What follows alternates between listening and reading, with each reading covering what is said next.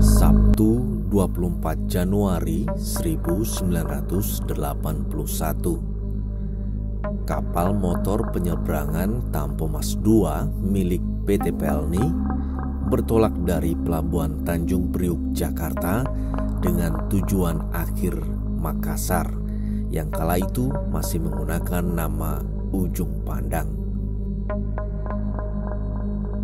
Tampomas mengangkut 1054 penumpang dengan 82 awak kapal serta 191 mobil dan kurang lebih 200 sepeda motor. Perjalanan dijadwalkan akan menempuh waktu 2 hari 2 malam dan diharapkan akan sampai di tujuan pada tanggal 26 Januari 1981. Tampomas II pun berangkat.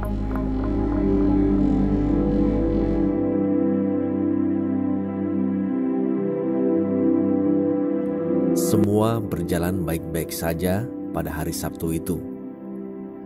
Tidak ada hal yang mencurigakan hingga hari berganti minggu atau 25 Januari. Seharian penuh kapal juga mengarungi lautan dengan lancar. Namun siapa menyangka minggu itu petaka akan menghampiri Tampomas II.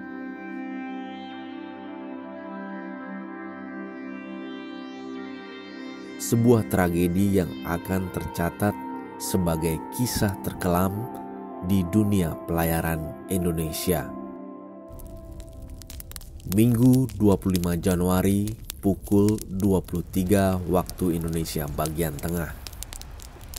Tiba-tiba muncul percikan api yang membakar bagian kapal Tampomas II saat berada di lokasi sekitar 220 mil menuju pelabuhan Ujung Pandang atau berada di perairan Masalembu sebelah utara Pulau Kangean, Jawa Timur.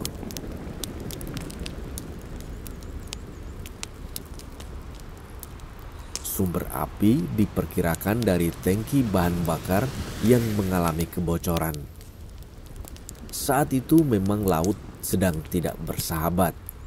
Badai menghantam yang mengakibatkan kebocoran di beberapa bagian kapal, termasuk tangki bahan bakar. Dari sinilah kemudian muncul asap dan diduga ada sumber api di dalamnya.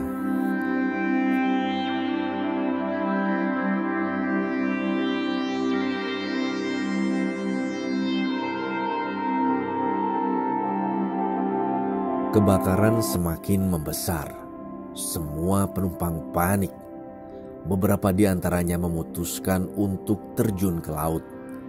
Beberapa lainnya berhasil diselamatkan oleh kapal yang mendekat ke lokasi untuk memberikan pertolongan.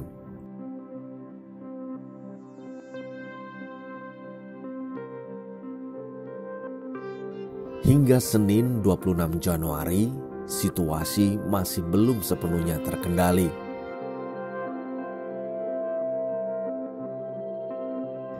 Saat itu Pelni memerintahkan semua kapalnya dan kapal lain untuk melakukan pertolongan. Mereka diantaranya kapal Berantas, kapal Ilmanui, kapal Wayalumba, 2 kapal penyapu ranjau milik TNI AL, juga kapal navigasi milik Perhubungan Laut. Berdasarkan laporan, api dinyatakan berhasil dikuasai pada tanggal 26 Januari. Namun, asap masih membumbung.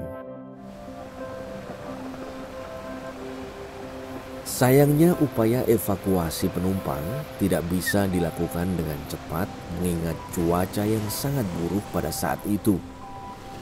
Hingga Senin petang, kondisi laut berombak tinggi dan angin sangat kencang.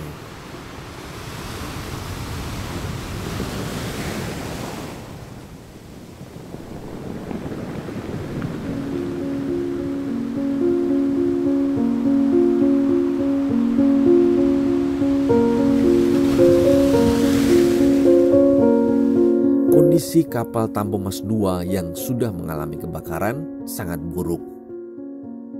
Beberapa kapal ingin membantu memberikan pertolongan. Kapal Sangihe misalnya berhasil mendekat hingga jarak 75 meter dari kapal Tampomas II. Dengan tali, mereka berhasil menyelamatkan sejumlah penumpang yang terjun ke laut. Sejumlah sekoci juga diterjunkan untuk menyelamatkan penumpang yang mencoba untuk menyelamatkan diri.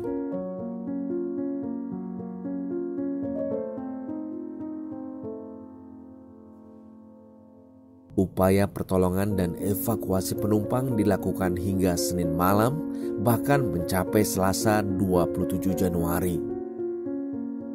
Namun, hal itu tak banyak membantu. Banyak korban berjatuhan, kondisi kapal terus memburuk, dan tragedi itu pun terjadi. Kapal Tampomas II akhirnya tenggelam.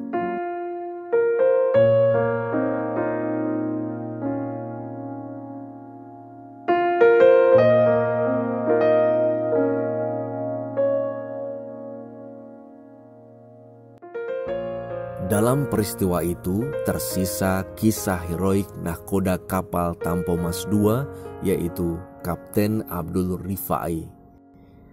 Laki-laki itu tahu bahwa kapalnya akan tenggelam saat air laut merembet masuk ke ruang mesin. Kapal miring pada posisi 45 derajat.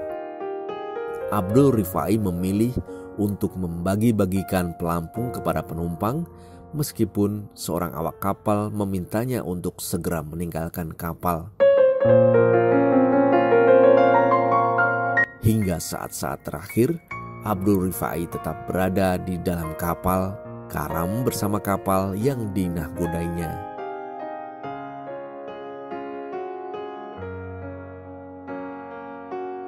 Jasad Kapten Abdul Rifai sempat dinyatakan hilang, namun kemudian berhasil dikenali dari salah satu korban yang tewas dan cincin yang dikenakannya. Cincin itu bertuliskan nama sang istri, yaitu Hasanah. Kapten Abdul Rifai dimakamkan di Taman Makam Pahlawan Kalibata pada 2 Februari 1981. Sementara itu, jumlah korban tewas dari terbakar dan tenggelamnya kapal Tampomas II tercatat mencapai 288 orang. Mereka adalah penumpang dan awak kapal yang berada di dek bagian bawah saat peristiwa itu terjadi. Namun beberapa sumber menyebutkan jumlah korban tewas tembus lebih dari 400 orang. Kecelakaan kapal Tampomas II menjadi tragedi terkelam dunia maritim Indonesia.